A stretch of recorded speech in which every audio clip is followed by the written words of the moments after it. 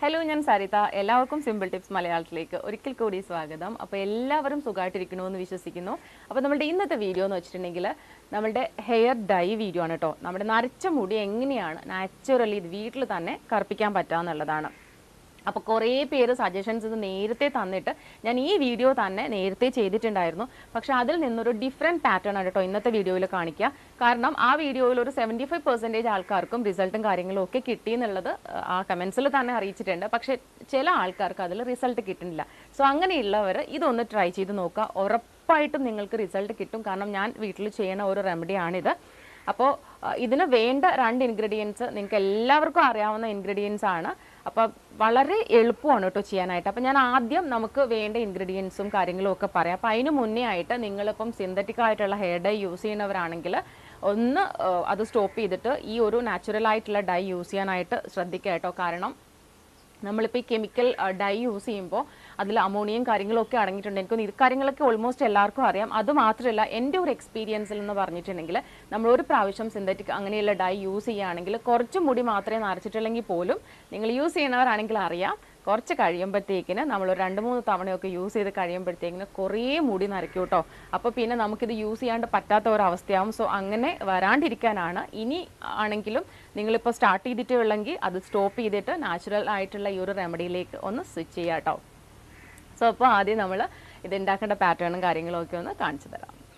അപ്പം നമുക്ക് ആദ്യം വേണ്ടതെന്ന് വെച്ചിട്ടുണ്ടെങ്കിൽ നാച്ചുറൽ ഹെന്ന പൗഡറാണ്.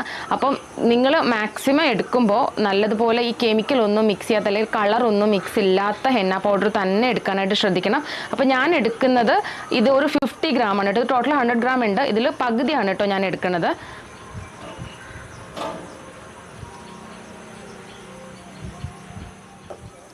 നമ്മൾ ഇത് മിക്സ് ചെയ്യാനായിട്ട് ഉപയോഗിക്കുന്നത് നല്ല കടുപ്പത്തിലുള്ള തേയില വെള്ളമാണ് കേട്ടോ. എന്നിട്ട് ചായപ്പൊടി ഇട്ടിട്ട് തിളപ്പിച്ചെടുത്തില്ല നല്ല കട്ടിയുള്ള ഇത് വേണം. എന്ന് വെച്ചാൽ കടുപ്പം കുറച്ച് നല്ലതുപോലെ കൂടിയ വെള്ളം വേണം. അപ്പോൾ അതാണ് നമ്മൾ ഇതിലേക്ക് ഒഴിച്ചു കൊടുക്കുന്നത്. അപ്പോൾ ആവശ്യത്തിന് ഒഴിച്ചിട്ട് മിക്സ് ചെയ്യുക. മിക്സ് ചെയ്ത് നോക്കിയിട്ട് വേണം കേട്ടോ ഒഴിക്കാനായിട്ട്. ഒരുപാട് ലൂസ് ആവരുത്.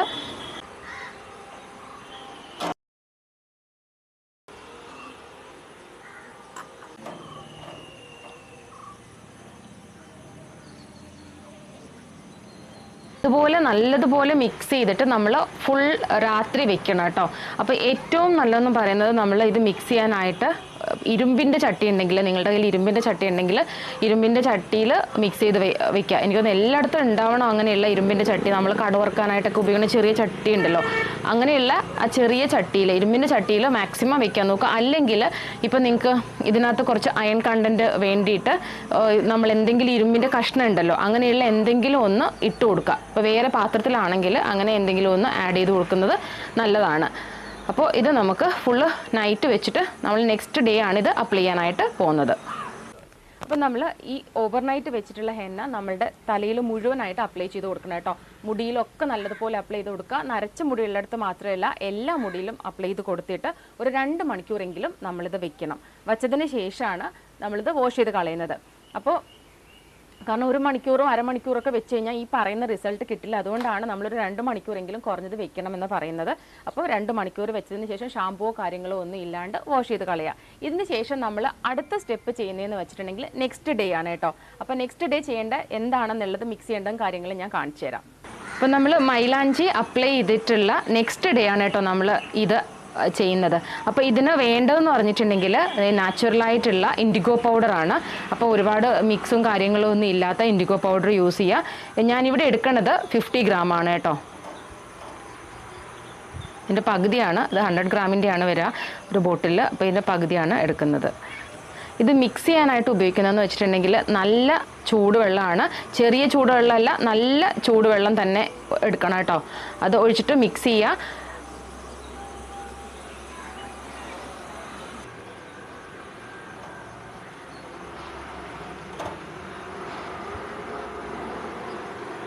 അപ്പോൾ ഇതുപോലെ മിക്സ് ചെയ്യണം കേട്ടോ. ഈ ഒരു കൺസിസ്റ്റൻസിയിൽ വേണം. ഒരുപാട് വാട്ടറി ആവരുത്, കാരണം മുടിയിൽ പിടിക്കില്ല. അതുകൊണ്ടാണ്.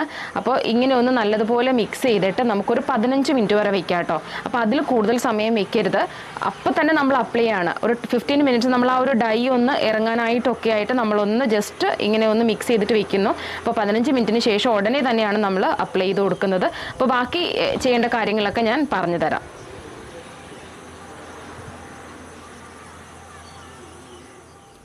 അപ്പോൾ ഈ ഇൻഡിഗോ പൗഡർ, നീലയമരിയുടെ പൗഡർ നമ്മൾ ഈ ഒരു പാറ്റേണിൽ തന്നെ മിക്സ് ചെയ്യുക. നമ്മൾ ജസ്റ്റ് അപ്ലൈ ചെയ്യുന്നതിന് ഒരു 10 മിനിറ്റ് മുമ്പ് മാത്രമേ ഇത് മിക്സ് ചെയ്യാനായിട്ട് പാടുള്ളൂ. ഇത് മിക്സ് ചെയ്തതിന് ശേഷം ഈ ഹെന്ന അപ്ലൈ ചെയ്തതുപോലെ തന്നെ മുടിയിലൊക്കെ അപ്ലൈ ചെയ്തിട്ട് ഒരു 1.5 മണിക്കൂറെങ്കിലും കുറഞ്ഞത് നമ്മൾ വെക്കണം. 2 മണിക്കൂറൊക്കെ വെച്ചാൽ ഏറ്റവും നല്ലതാണ്. ഒരു 1.5 മണിക്കൂറെങ്കിലും കുറഞ്ഞത് വെക്കുക.